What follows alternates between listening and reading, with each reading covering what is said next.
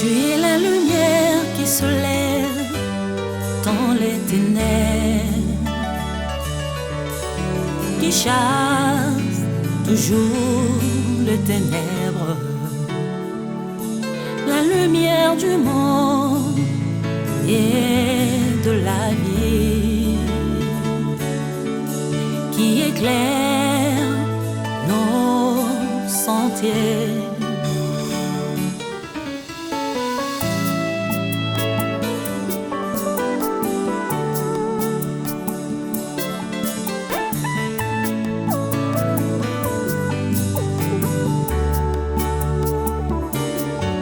Ta grandeur, tu changes les ténèbres en lumière,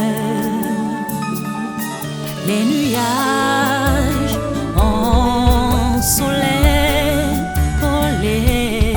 Ozali mwinda, okengelaka bomoinanga, utuna moi, osalaka katia bomoinanga.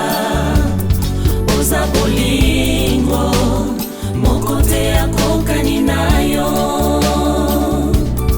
Ozali mwinda, lobatelaka bomoinanga. Mutu na moi, yosalaka katia bomoinanga. Oza bolingo, na nyango akokani nayo. Yango nazo yembela yo, Masia nanga.